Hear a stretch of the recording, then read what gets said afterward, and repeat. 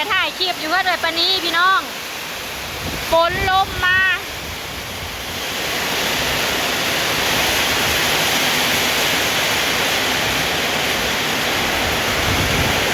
ทั้งฝนทั้งลมมาพร้อมกัน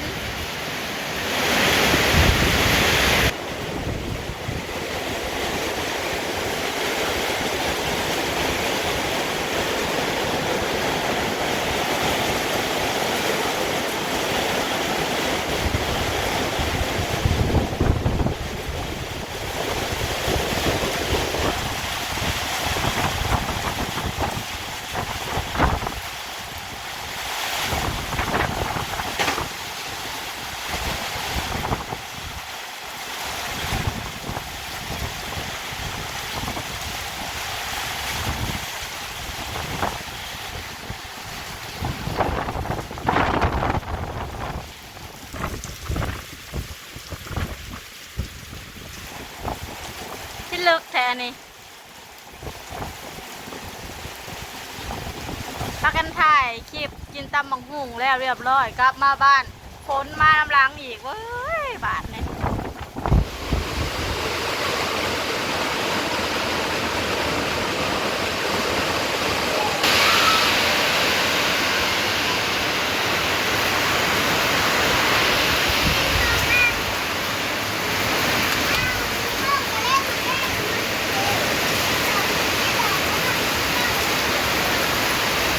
ตอนเช้าบ่ตกมาตกเอาตอน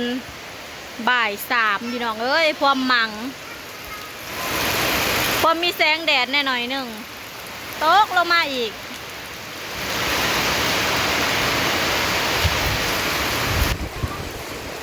บรรยากาศหน้าบ้านพี่น้องเอ้ยผู้ลังคนว่าซื่นใส่พลเต้น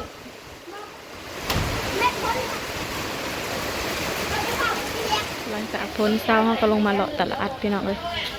มาซื้อพักซื้อเนียนมีตัวตื่มด้วยบางพริกก็เป็นตะกัดสมหน่อไม้ผัดเบิร์ดเลยขั้นบริเทศใหม่กินกับสมหน่อไม้แซ่บมันพริกดิบปลาละตื่มหายพี่น้องเลยซื้อพักแล้วก็หมักแตงแล้วก็ซื้อหมักพริกฮะแตงใหญ่ปลา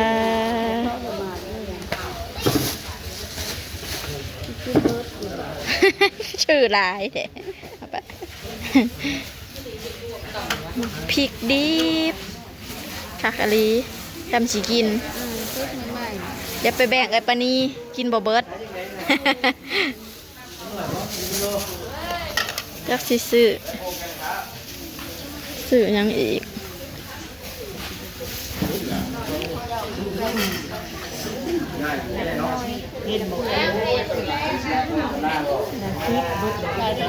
ซื้อยังอีหนูน้อยฮะซื้อหมักพริกซื้อคือกันเอาเงินไปทำไมบอกฮะเฮ็ดหนาเลยขอเงินช่วงนี้ซอสค่ะห้ามขอห้ามยืม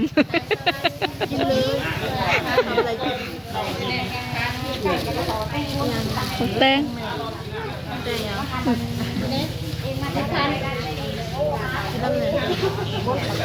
กินน้ำแน่ชื่ออย่างเดียวนึงนับหลอกนับเหรียญน่ะซื้อไข่แต่เท่าใดไข่เดี๋ยวแตงใหญ่ไม่ต้องใหญ่ก็ใหญ่ได้เด้อจะสัมมังหงแตงกระดายโคตรใหญ่บ่มีดอกให้ปะนี่เบิด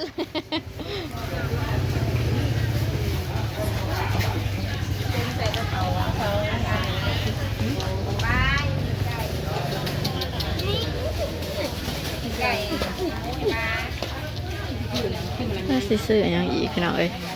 คิดหาแนวซื้อ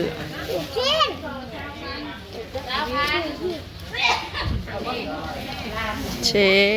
มาคูณบ่จะแม่นประจักโอ้ช่างนะของขายของฝากก็ยังคึมๆอยู่พี่น้องเอ้ยได้สิเอาเมื่ออันเอาหัวเขาขอกเลย น้อย50 บาท30 คักคักของลำไยนะลำไยหมากลำไยเอาก็ได้หมากใหม่มาหายอีน้อยๆก็ นี่มันงามแล้วเอากระดองมาเอากระดูกว่ามันก็เพื่อน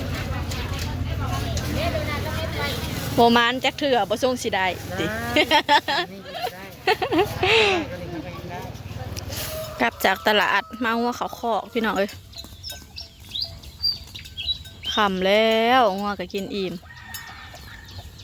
แต่ก็ยังกินบ่ทอยงัวก็2 โตเพิ่นนี่ยังอิ่มค่ะต้องจิแตกแล้ว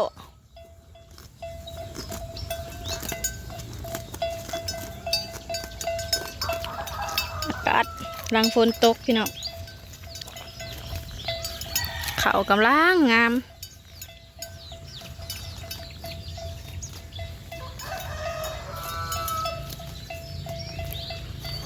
มีแสงแดดเซย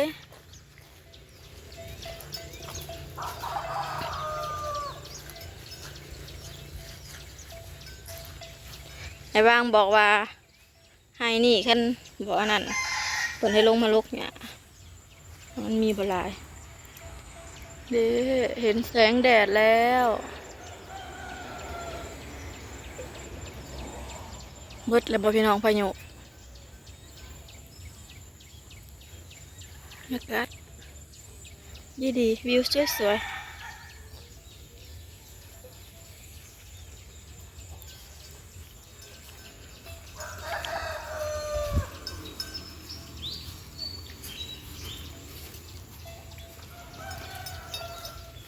ไปเคาะคำเลยไปเคาะ